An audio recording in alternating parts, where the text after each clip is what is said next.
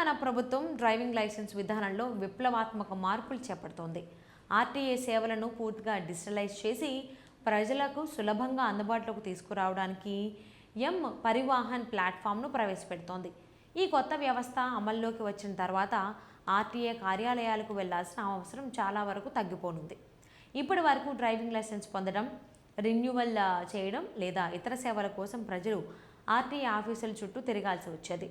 మధ్యవర్తులపై ఆధారపడడం వల్ల అవినీతి, ఆలస్యం వంటి సమస్యలు ఎక్కువగా కనిపించేవి. ఈ పరిస్థితికి చెక్ పెట్టేందుకు ప్రభుత్వం ఫేస్లెస్ సిస్టమ్ను అమలు చేయడానికి సిద్ధమైంది. డ్రైవింగ్ టెస్ట్ మినహా మిగతా సేవలన్నీ పూర్తిగా ఆన్లైన్లోనే పూర్తి చేసుకునే అవకాశం కల్పిస్తుంది. ఈ కొత్త విధానంలో driving licence renewal, duplicate licence పొందడం, అడ్రస్ మార్పు, పేరు మార్పు, జనన తేదీ సవరణ, లెర్నర్ లైసెన్స్, కండక్టర్ లైసెన్స్ జారీ వంటి అనేక సేవలు ఒకే ప్లాట్ఫామ్లో అందుబాటులో ఉంటాయి. డిజిటల్ వెరిఫికేషన్ ద్వారా వేగంగా ప్రక్రియ పూర్తవడంతో పాటు సేవలు మరింత పారదర్శకంగా మారనున్నాయి. ఇక ఇప్పటి వరకు అమల్లో ఉన్న స్లాట్ బుకింగ్ విధానం కూడా ప్రజలకు ఇబ్బందులు కలిగిస్తోంది.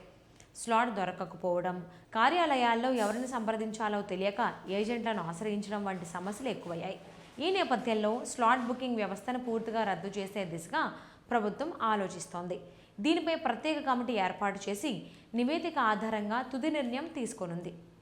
మొత్తానికి ఈ కొత్త డిజిటల్ విధానం ద్వారా ప్రజలకు సమయం, ఖర్చు రెండూ ఆదా కావడంతో పాటు అవినీతి తగ్గి పారదర్శకత పెరిగే అవకాశం ఉంది.